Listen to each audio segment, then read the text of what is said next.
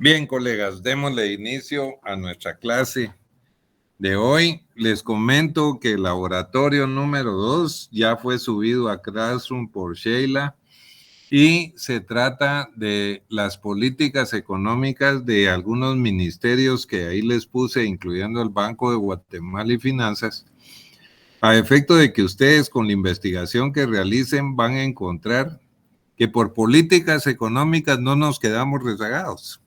Existen de las mejores que podamos cualquiera de nosotros pensar. Lo que ocurre es que la distribución de la riqueza no se mira su beneficio por ninguna parte. Y eso trae como consecuencia un malestar, ¿verdad? Porque ya ven que aplauden el manejo macroeconómico y todo, y lo vamos a ver en el mes próximo cuando estemos viendo política monetaria y fiscal. Entonces le voy a dar inicio hoy, pero ya tenemos ahí ¿cómo se llama? El laboratorio, por favor, hay que entregarlo el 23 de octubre, o sea, tenemos suficiente tiempo. El otro tema es que me da la impresión de que en las primeras semanas de noviembre vamos a tener nuestro examen final. Entonces, por eso nos pidieron que antes del 30 de octubre estuviéramos entregando la zona completa. Entonces, yo creo que el viernes ustedes tienen que entregar el laboratorio 1 y por favor hagan el laboratorio 2 a efecto de no perder su zona. Hoy estamos viendo lo que es el equilibrio interno y externo como parte precisamente del crecimiento económico y el desarrollo que debe prevalecer en una economía a efecto de trasladarle a todos los agentes económicos el bienestar relativo según sus ingresos, que no es más que la retribución a los factores de la producción, renta, tierra, trabajo, capital, capacidad empresarial. Así es que sin más preámbulo voy a entrar a proyectar y por favor les agradecería ya sea a Yulisa o a Sheila que lean y yo los voy a ir interrumpiendo a efecto de ¿cómo se llama? De ir intercambiando opiniones con nuestros colegas estudiantes. Permítame un segundito, quiero ver en qué diapositiva me quedé aquí. 19, pero en ningún momento presenté la 18. Ok, me la salteé, me la fumé. 19, ok, vamos pues.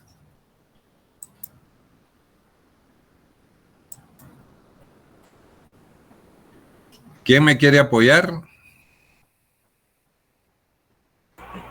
Licenciado, con mucho gusto, solo que creo que mi señal en este momento no está muy buena. No sé si de repente la de Yulisa estuviera mejor, porque está lloviendo Sí, recio por acá. pero no ven la presentación, ¿verdad? No, licenciado. Sí, disculpe, Ok, licenciado.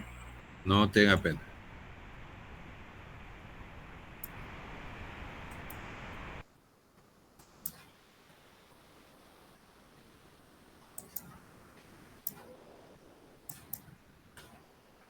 La campañaza, mi apreciable Yulisa. Mande, licenciado. Listo. Equilibrio interno y externo. Va, me comentan si me escuchan, porque como aquí está lloviendo muy fuerte. Perfectamente. Dicen, hasta no hace mucho tiempo, las cuestiones relacionadas con el ámbito exterior de la economía tenían un carácter residual y en cualquier caso ocupaban un segundo plano. Este desinterés era perfectamente constatable tanto desde el punto de vista práctico como académico. Por un lado, el bajo grado de interdependencia económica entre los diferentes países suponía que la política económica nacional fuese bastante, aunque no totalmente, independientemente y que se modulase atendiendo básicamente al comportamiento de las variables internas. Por otro lado, como puede comprobarse revisando cualquier manual de política macroeconómica, a la problemática económica exterior apenas se le dedicaba un capítulo. Postrero, a efectos de ampliar el clásico modelo ISLM, con la obtención de la curva de balanza de pago. Correcto. Pero a partir de la década de los 80 del pasado siglo, esta visión cambia radicalmente. El equilibrio de las cuentas exteriores no es solamente un dato básico y el resultado de las relaciones existentes entre las principales variables macroeconómicas internas, sino que también, dada la globalización y la interdependencia económicas, el sector exterior se configura en la actualidad como el núcleo donde se concentran las potencialidades y las restricciones de cualquier economía nacional, además de ser el cordón umbilical que le une con el resto de economías, como ha quedado de manifiesto en la gestación y transmisión internacional la actual crisis económica. De esta manera, a través del sector exterior de un país, se lleva a cabo la ampliación de su horizonte económico mediante las relaciones comerciales y financieras con otros países, lo cual tiene una influencia decisiva sobre múltiples variables y cuestiones económicas: el consumo, la inversión, el ahorro, el empleo, la asignación de recursos, los precios, etcétera. Pero sin la menor duda, las relaciones económicas exteriores imponen también unas claras e insalvables restricciones a las políticas económicas nacionales. Varios ejemplos lo demuestran: la efectividad y la combinación de las principales políticas económicas instrumentales, entre paréntesis, fiscal y monetaria. Depende de si el régimen de tipos de cambio es fijo o flexible. La libertad de los movimientos de capital tiene unos efectos determinantes sobre los tipos de interés, el ahorro, la inversión y la estructura financiera de los déficits público y exterior. La pertenencia a una unión aduanera o a una unión económica limita la utilización de determinados instrumentos de política económica, entre paréntesis, los aranceles. El hecho de que un país forme parte de una unión monetaria impone unos límites muy claros a la política económica nacional, además de requerir la convergencia de las principales variables económicas, entre paréntesis, inflación, tipos de interés, déficit público, etc. Como puede observarse, nos hallamos pues ante un tema complejo por sus numerosas ramificaciones e implicaciones, pero no es menos cierto que también constituye un campo apasionante, ya que desde el punto de vista académico en él confluye todo el artesanal instrumental de la política macroeconómica, y desde la óptica práctica se aprecian en toda su dimensión las potencialidades y debilidades económicas de cualquier país. En todo caso, la política económica en el contexto de una economía abierta difiere considerablemente de la correspondiente a una economía cerrada, y por otra parte, dicha política será distinta según nos encontremos bajo un régimen de tipos de cambio fijos o en un sistema cambiario flexible.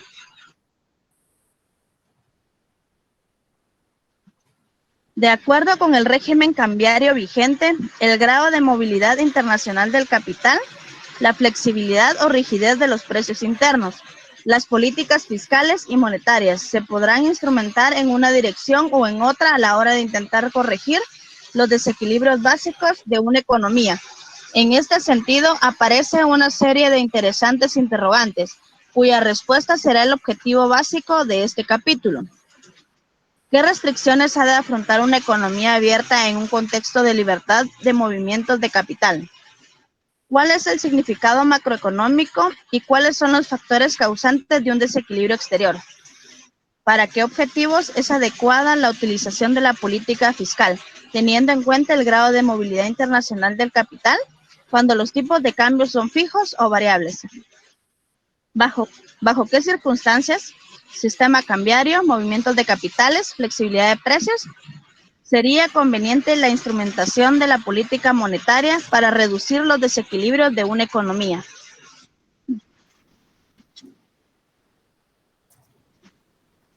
La internacionalización de la actividad económica.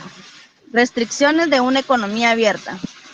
En las últimas décadas del siglo XX tuvieron lugar importantes cambios en el funcionamiento de la economía mundial, que han configurado un contexto muy distinto al existente en etapas anteriores.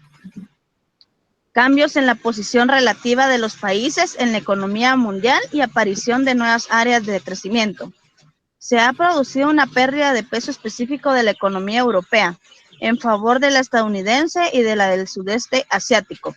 Lógicamente, detrás de estos comportamientos se esconden divergencias en las tasas de productividad y en las pautas de cambio tecnológico.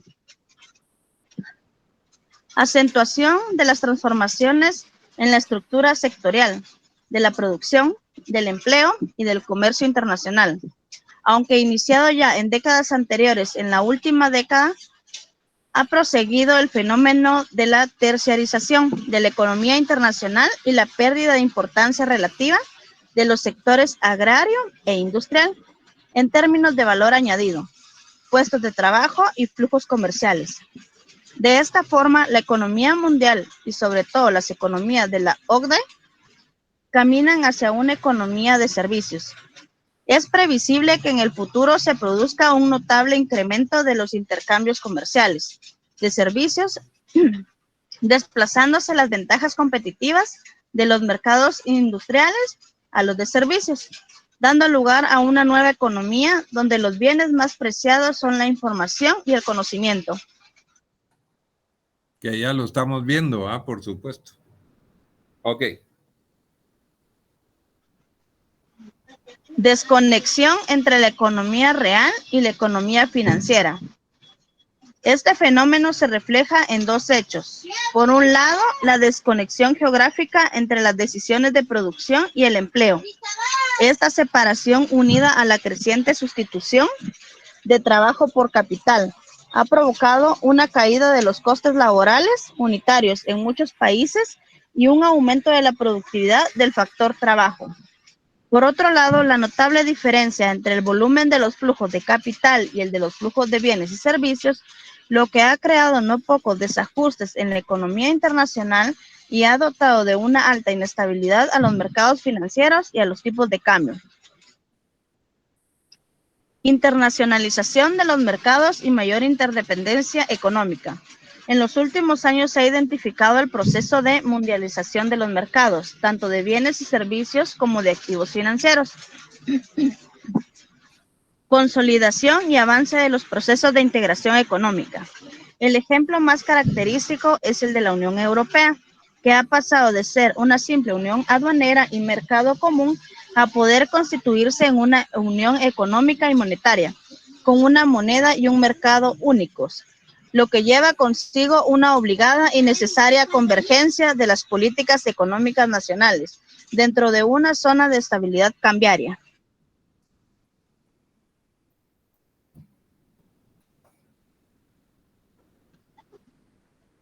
El resultado final de la combinación de todos estos eventos ha sido una creciente y elevada internacionalización de la actividad económica, con lo cual los problemas económicos trascienden el reducido marco de las fronteras nacionales y se modifica la instrumentación de la política económica. En este sentido, la intensidad y el elevado volumen de los intercambios internacionales de bienes y servicios, así como el alto grado de movilidad alcanzado por los factores productivos, en especial el capital, han desembocado en una acusada interdependencia de las economías nacionales, lo que se traduce en la necesidad de una coordinación internacional de las políticas económicas. En una economía abierta son 4 los factores que establecen una serie de restricciones a la política macroeconómica. En primer lugar, aceptando el principio de la paridad del poder adquisitivo, el comercio internacional determina que el nivel general de precios no pueda diferir del registrado por los países con los que comercia, si no se desea sufrir continuas distorsiones en el tipo de cambio y, por tanto, frecuentes perturbaciones en la instrumentación de las políticas monetaria y fiscal.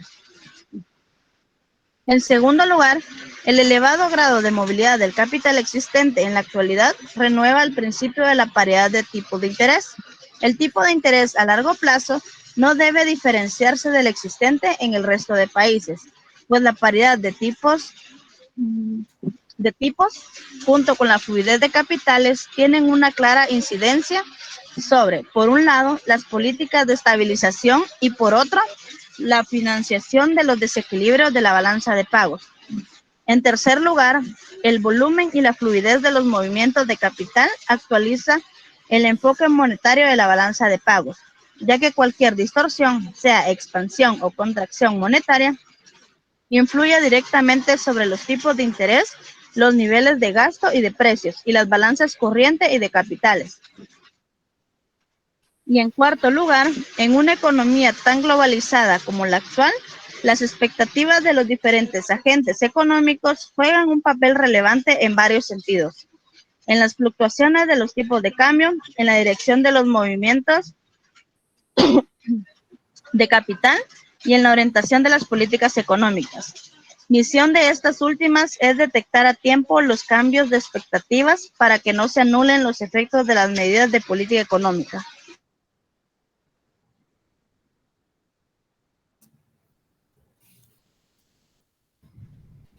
Del análisis realizado se derivan 2 lecciones de política económica. 1. Que toda economía abierta al exterior ha de guardar una estricta disciplina macroeconómica, de tal manera que no registre divergencias en sus principales variables económicas, entre paréntesis, precios, tipos de interés, finanzas públicas, etc. Con respecto a los países de su entorno, de no ser así, sufrirá continuas pérdidas de competitividad, frecuentes oscilaciones en su tipo de cambio, constantes problemas de balanza de pagos y graves distorsiones en la instrumentación de la política económica. 2. Que en un mundo como el actual, de una alta movilidad internacional del capital, la política económica autónoma es inviable.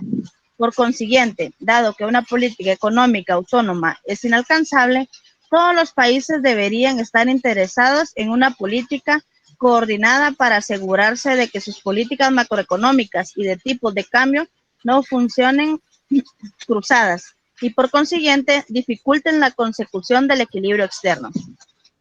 En definitiva, la apertura al exterior de una economía supone desviar el centro de gravedad del análisis económico, de modo que no solo hemos de fijarnos en los registros internos, sino especialmente en los diferenciales existentes entre las variables macroeconómicas internas y las correspondientes a los países con los cuales intercambiamos bienes, servicios y capitales.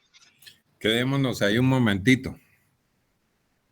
Vamos a ver.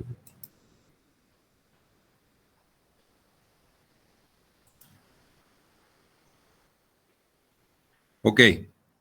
Pudimos apreciar en este trozo de lectura que vamos hasta el momento en que como consecuencia del proceso de globalización que históricamente se dio y se acentuó pero muy fuertemente en los años 80, nos vemos que todo el instrumental de política económica cambió de escenario.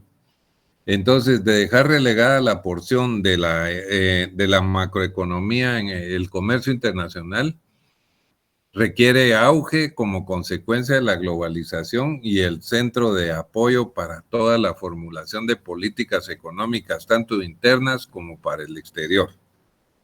¿A qué me refiero con eso? Aquí viene la primera pregunta.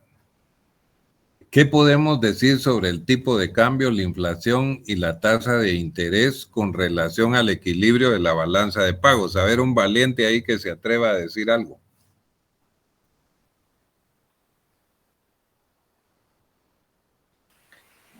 ¿Cómo que le gustaría que comentáramos sobre eso, licenciado? ¿Cómo se manifiesta el desequilibrio de balanza de pagos en las variaciones, por ejemplo, del tipo de cambio, de la inflación y de la tasa de interés? Porque prácticamente esos fueron los precios que manejó la locución de la nota que vimos ahorita. Bueno, me corrige si no estoy, si por estoy favor, dele, mal. si para eso estamos, dele. Cuando miramos el modelo de Samuelson, creo que sí, ¿verdad? Samuelson. Podemos ver distorsiones por 2 vías, que es por medio del mercado interno y del mercado externo. Cuando contemplamos el mercado externo es cuando miramos la balanza de pagos. Y podemos ver también la influencia de políticas tanto fiscales como monetarias en nuestro mercado interno y externo conforme a la balanza de pagos. Esta tiende a ser más eficiente o menos eficiente dependiendo del flujo de capitales, si tienden a ser perfectos o imperfectos. No sé qué más podría agregar. No, excelente, excelente, va muy bien. ¿Qué sucede, por ejemplo, cuando la tasa de interés nacional es inferior a la internacional y no están alineadas? ¿Qué ocurre? Hay un desbalance en el mercado externo.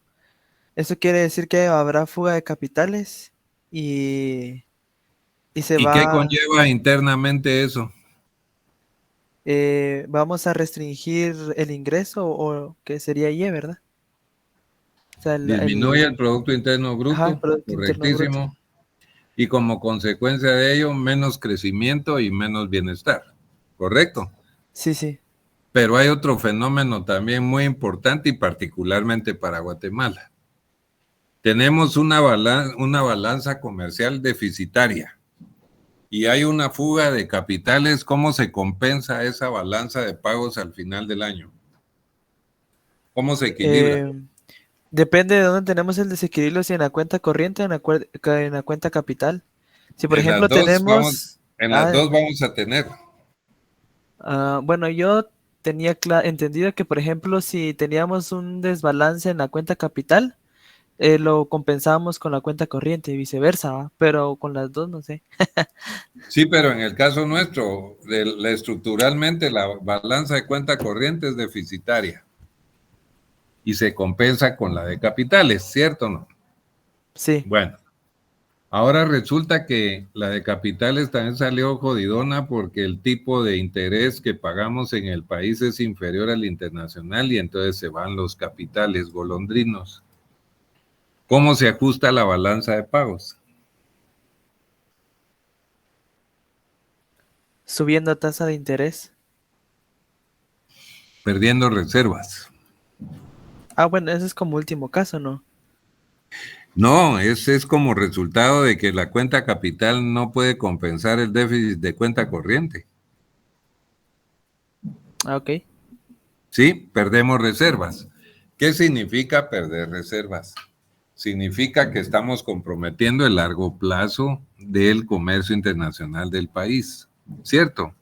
Ahora, ¿qué pasa con la inflación? La inflación trae como consecuencia, primero, un deterioro del tipo de cambio que sí beneficia las exportaciones, pero perjudica las importaciones, ¿sí?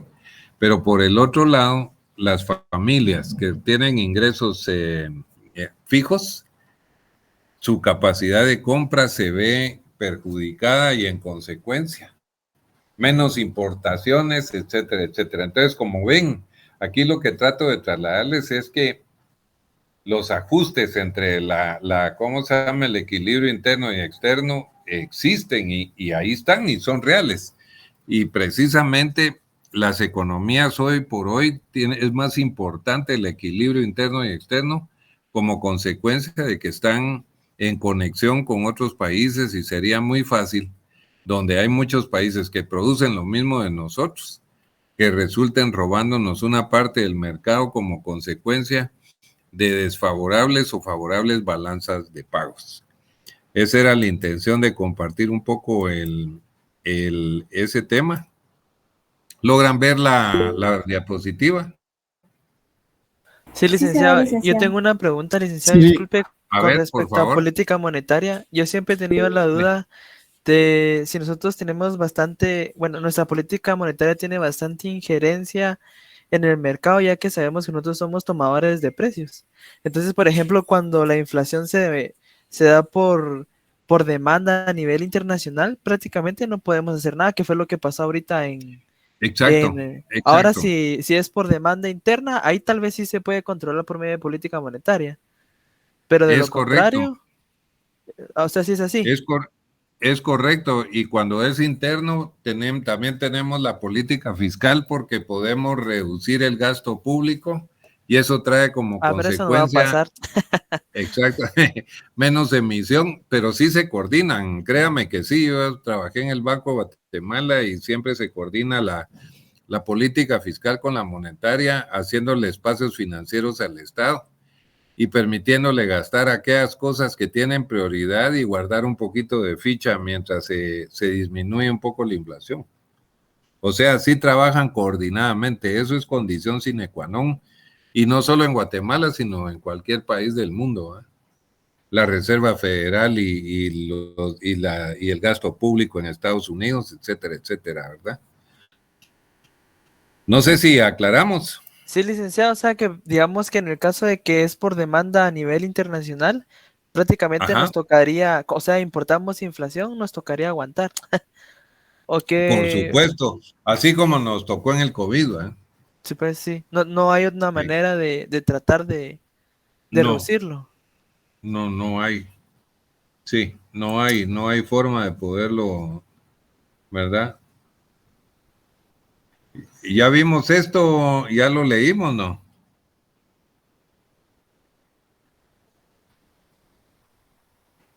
Eso no, licenciado. Ok, entonces continuemos. Aquí estábamos en la anterior, vamos a ver. Ya habíamos terminado esta, ¿va? Sí, licenciado, Con la ahorita no. información y el conocimiento que van a tener prioridad los servicios, que la manufactura, industria, etcétera, etcétera. Entonces nos venimos para acá y sigamos.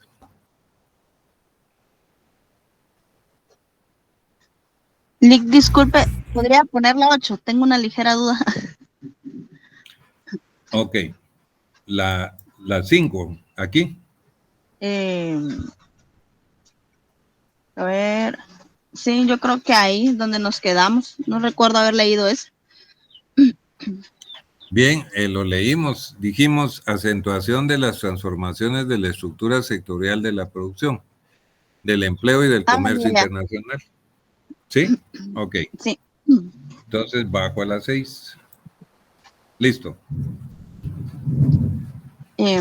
Desconexión entre la economía real y la economía financiera. Este fenómeno se refleja en dos hechos.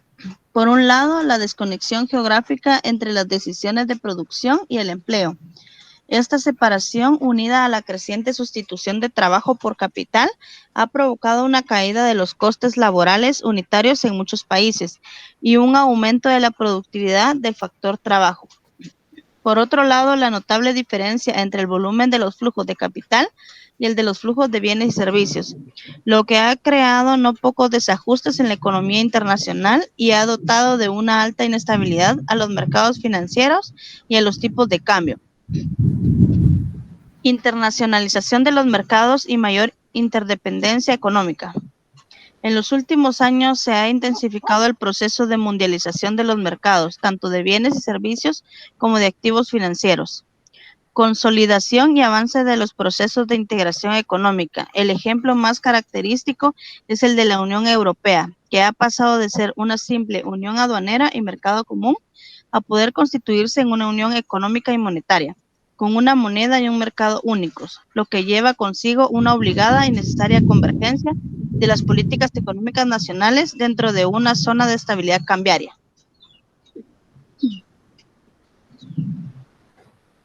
Bien, licenciado, eso ya lo leímos, donde menciona los 4... El resultado, en segundo lugar, el elevado grado de movilidad. Esto ya lo leímos. ¿Ya? Sí, licenciado, ya lo leímos. Eso también. Uy, entonces me fui de retroceso a ustedes. En la anterior, ahí. Esa. Esta no. No, Ahí esa nos no. tocaría. Ok, démosle pues. El desequilibrio exterior. Significado macroeconómico, factores causantes y alternativas de política económica. La política económica se ha centrado tradicionalmente en el estudio de dos casos concretos, el equilibrio interno y el equilibrio externo. El equilibrio interno es aquella situación en la que una economía alcanza el pleno empleo con estabilidad de precios. El equilibrio externo se asimila al equilibrio de la balanza de pagos. Hasta no hace mucho tiempo, ambas situaciones se analizaban por separado, ignorando las evidentes interrelaciones existentes. Como ya hemos señalado, la situación del sector exterior está íntimamente ligada al funcionamiento interno de la economía en consonancia con lo ocurrido en el resto de países. Esta simbiosis entre los ámbitos interno y externo de cualquier economía queda plenamente constatada a través del significado macroeconómico del saldo exterior. El desequilibrio externo se relaciona con el desajuste del sector exterior de la economía. Más concretamente, un déficit por cuenta corriente supone, desde el punto de vista macroeconómico, que el ahorro nacional no es suficiente para financiar la inversión y/o el gasto público, por lo que se tiene que recurrir al ahorro exterior para poder financiarlo. El significado macroeconómico del saldo exterior se deriva de la identidad básica de una economía abierta. 1 siendo Y es igual a renta nacional, C igual a consumo privado, I igual a inversión privada, G igual al gasto público total, X igual a las exportaciones de bienes y servicios, M igual a las importaciones de bienes y servicios. Si consideramos que C más I más G es igual a la absorción de los residentes, entre paréntesis A, entonces Y es igual a A más X menos M. Menos el saldo de la balanza, ¿eh?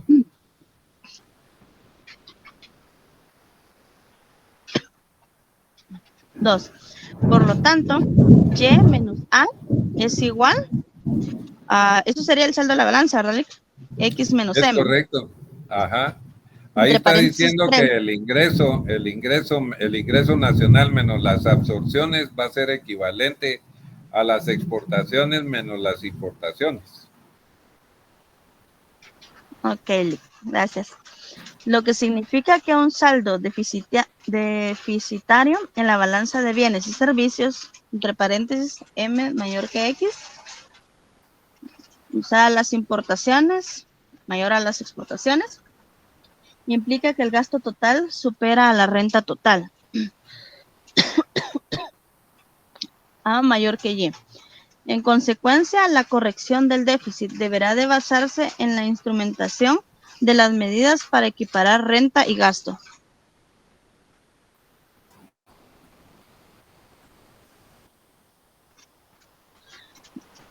Si en 1 deducimos de los dos miembros de la identidad los impuestos netos de transferencias internas, entre paréntesis T, y añadimos a los dos miembros las transferencias netas internacionales corrientes, entre paréntesis R, tendríamos que Y más R menos T es igual a C más I más, entre paréntesis, T menos G. Cerramos paréntesis, de ahí más, entre paréntesis, X más R menos M, cerrar paréntesis, entre paréntesis 4, en donde Y más R menos T es igual a la renta disponible de los residentes. T menos G es igual al saldo presupuestario. X más R menos M es igual al saldo por cuenta corriente, dado que por definición al ahorro se puede considerar como S es igual a Y más R menos T menos C. La expresión 4 podemos expresarla de la siguiente forma. Saldo cuenta corriente igual, entre paréntesis, S menos I. Cerramos paréntesis, más, entre paréntesis, T menos G.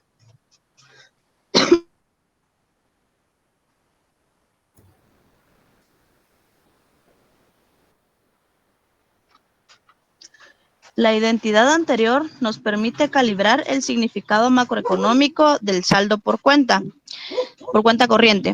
Un déficit significaría que el ahorro nacional y/o los ingresos fiscales no son suficientes para financiar la inversión y/o el gasto público.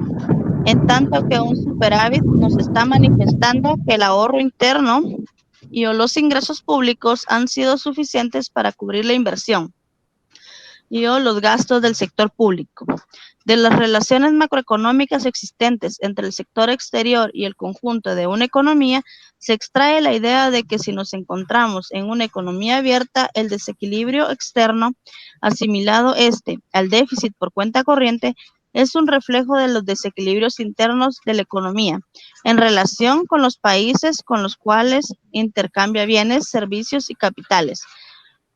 Siguiendo esta línea argumental, es evidente que pueden barajarse varios factores causantes de un desequilibrio externo. Dichos factores pueden ser clasificados como exteriores o interiores. Los factores causantes del desequilibrio pueden ser exteriores, en el sentido que los países no son responsables de ellos o son incapaces de neutralizarlos. El principal factor externo que puede incidir negativamente sobre la balanza por cuenta corriente es el deterioro de la relación real de intercambio, debido a la incidencia de shocks de oferta adversos, como ocurrió durante la década de los 70, como consecuencia de las drásticas subidas del precio de los productos energéticos. En este caso, el deterioro de la relación real de intercambio pone de relieve una pérdida notable de competitividad, conjuntamente con un empobrecimiento del país en términos relativos. El resultado final de todo este proceso es un grave desequilibrio en la balanza de pagos, debido a un factor exógeno a la economía.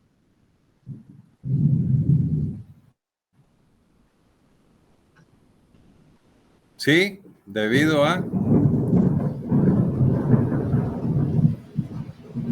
¿Me escuchan? Sí. Sí, ahorita sí. Ya terminé de leer esa. Es que hubo un ratito en que ya no la oí. Bueno, dale. Ok. Pero cualquier economía puede verse afectada también por desequilibrios externos derivados de causas internas. La experiencia más reciente permite distinguir claramente dos factores internos que pueden originar y o intensificar un desequilibrio en la balanza de pagos. En primer lugar, si se ensancha el diferencial de inflación existente entre un país, sus competidores, se producirá una pérdida de competitividad observable en la apreciación del tipo de cambio efectivo real, por lo que se deteriorará la balanza por cuenta corriente.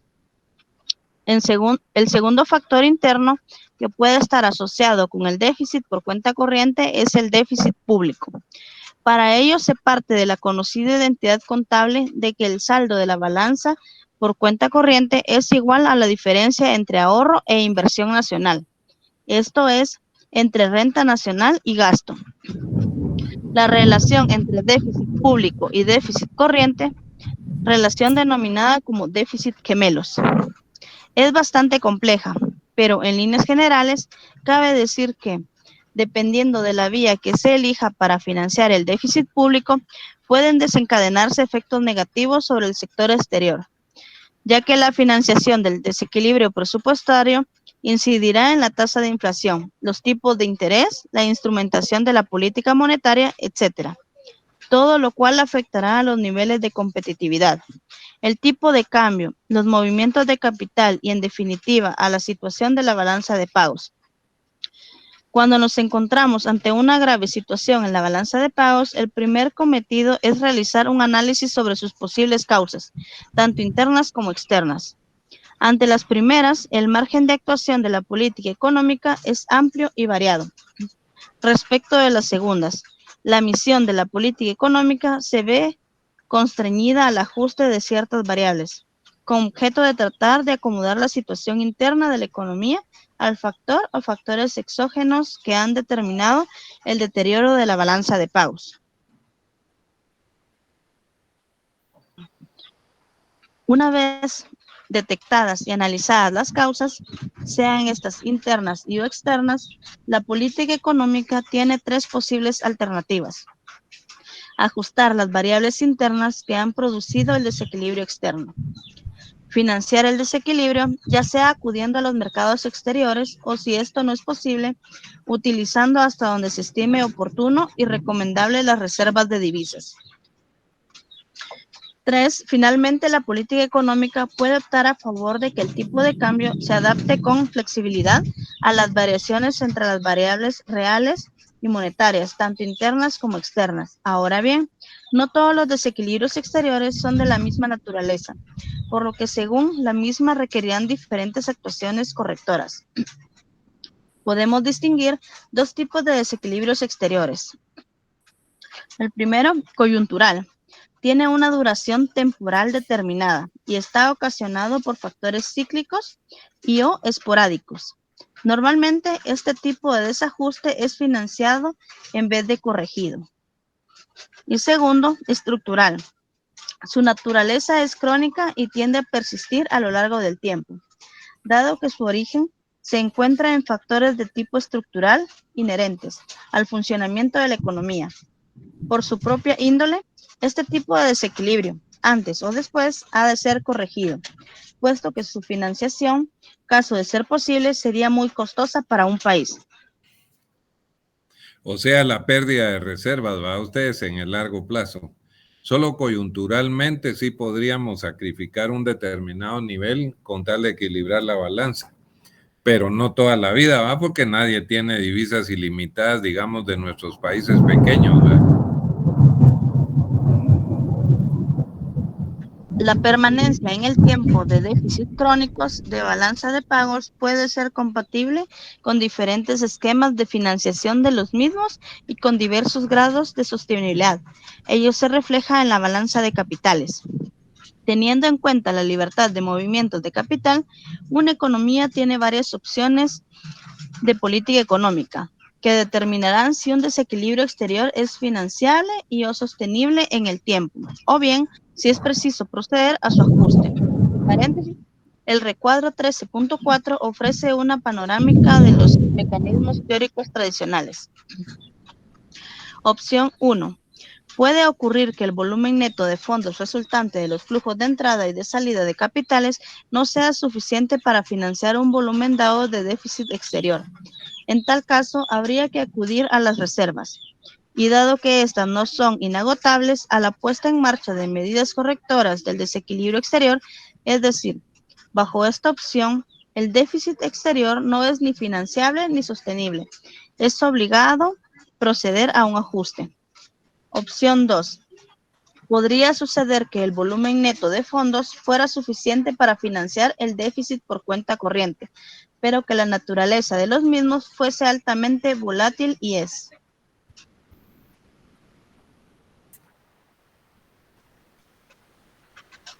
especulativa. En este caso, el desequilibrio exterior podría ser financiable pero no sostenible, porque variaciones en la coyuntura económica pueden desencadenar salidas de capitales en busca de una mayor rentabilidad, y por este tipo de capitales, por su especial naturaleza, no son correctores de los problemas del sector exterior. Opción 3. Podría suceder que el volumen neto de fondos obtenido del exterior fuese suficiente para financiar el déficit por cuenta corriente, y que los capitales predominantes fuesen de naturaleza estable. En este caso, el déficit exterior sería financiable y sostenible a corto y mediano plazo, pero no a largo plazo. La balanza de capitales coherente con esta situación estaría denominada por capitales a largo plazo y básicamente por inversiones directas. Las opciones de política económica podríamos sistematizarlas de la forma siguiente. En la partecita de arriba dice déficit financiable y a la par déficit sostenible. Está la opción 1, que en el déficit financiero dice no, y en el déficit sostenible también dice no. Se recuerdan que ese era un fenómeno de coyuntura, de desequilibrio, ¿ah? Sí, no es financiable en el largo plazo, por eso dice déficit financiable, no. Déficit sostenible en el largo plazo, tampoco. Hay otro, no, ese es estructural. Hay otro que es coyuntural y ese dice que es financiable, sí, pero no es sostenible en el largo plazo, el coyuntural.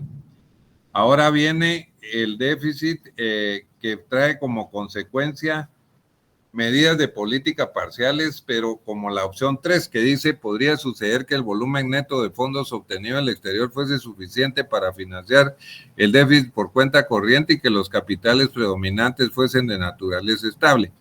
En este caso, las dos variables no son favorables, entonces tenemos que podemos financiar el déficit y podemos mantenerlo de largo plazo porque los capitales son estables.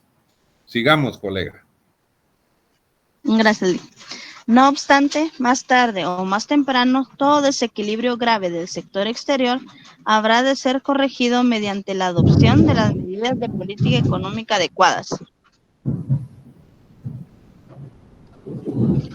La política económica en una economía abierta. El modelo Mundell-Fleming. El análisis de las políticas monetaria y fiscal en una economía abierta bajo condiciones de alta movilidad del capital se ha basado tradicionalmente en el conocido modelo Mundell-Fleming, que no es otra cosa que una ampliación del modelo ISLM, incluyendo el sector exterior. Ello implica tener presente dos importantes cuestiones. Inciso A, Sí. o literal A, que se Sí. produce la igualación internacional de los tipos de interés nominales, al suponer expectativas estáticas sobre el tipo de cambio. Inciso B, que el tipo de cambio influye en el equilibrio macroeconómico, pues al estar dados los precios internos, entre paréntesis, ausencia de inflación, y externos, de cambio nominal y real, giran en el mismo sentido. Las variaciones del tipo de cambio afectan a los términos de intercambio, es decir, a la competitividad exterior de la economía. Distinguimos tres sectores, figura 13.1, con sus respectivas relaciones básicas.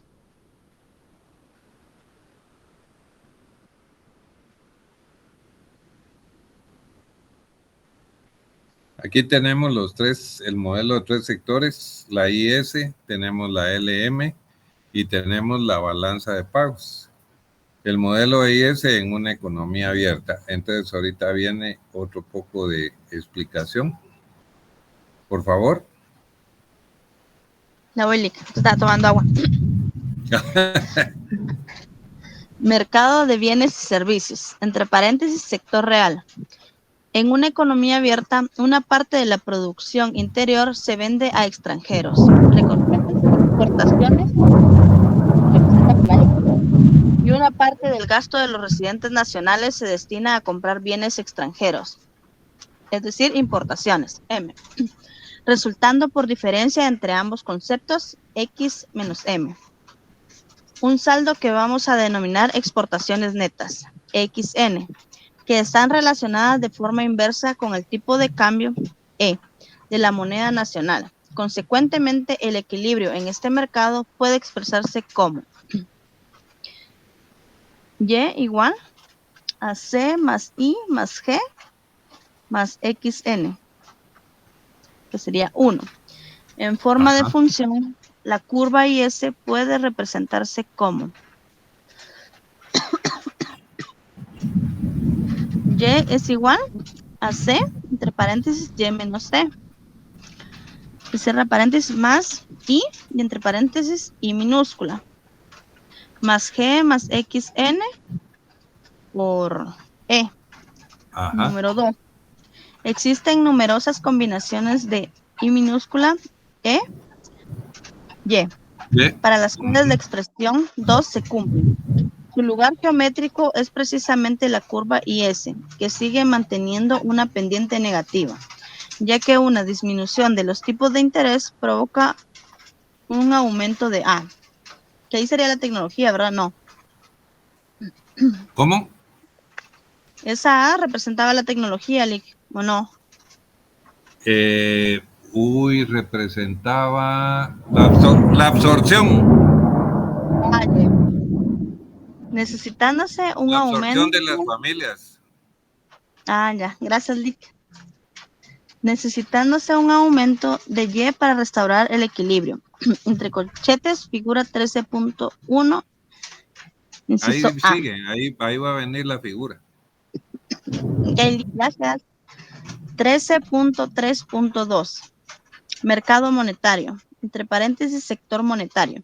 El equilibrio en el sector monetario sigue manteniéndose en los mismos términos apuntados en el apéndice del capítulo 11, es decir, la demanda de dinero. L. Depende negativamente del tipo de interés y positivamente del nivel de renta, en términos formales. M partido P igual a L, entre paréntesis, I minúscula, coma Y. Sí, tasa de Número interés 3. y el ingreso. El lugar Ajá. geométrico de todas las posibles combinaciones de Y para las cuales se cumple la ecuación 3 nos viene dado por la curva LM, representada para un valor dado de M y con pendiente positiva, ya que si aumentan los tipos de interés, la demanda de dinero disminuye, con lo que para restablecer el equilibrio en el mercado de dinero se necesitará un aumento de Y. Entre corchetes, figura 13.1, literal B.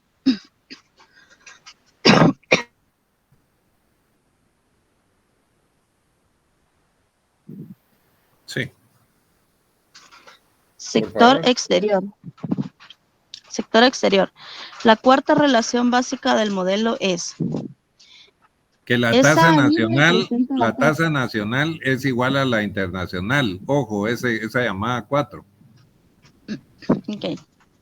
Según la cual, si existe perfecta movilidad del capital, el tipo de interés nacional I ha de ser igual al tipo de interés mundial, I asterisco, puesto que suponemos que estamos analizando una pequeña economía abierta y por tanto, precio aceptante en los mercados financieros internacionales.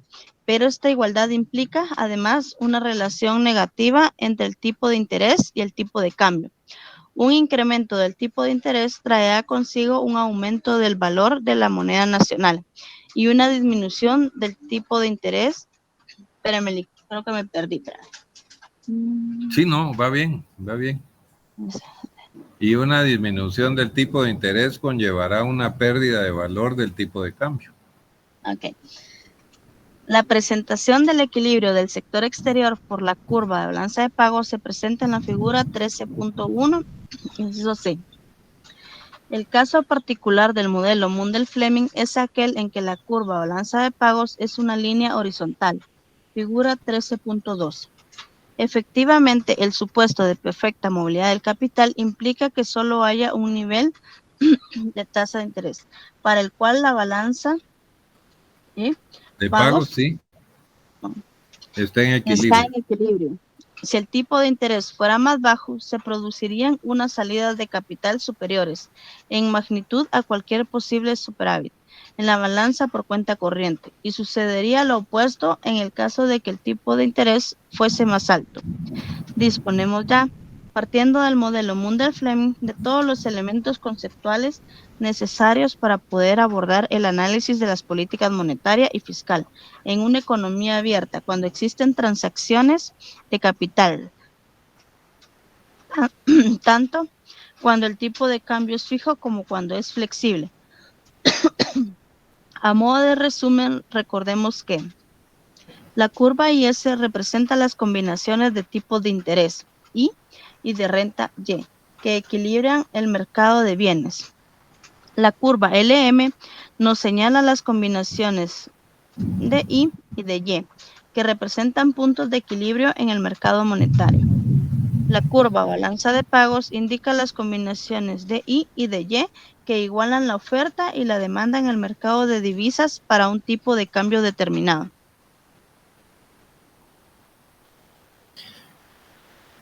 Entonces, recuérdense que hay una tasa internacional igual a la I, ¿sí?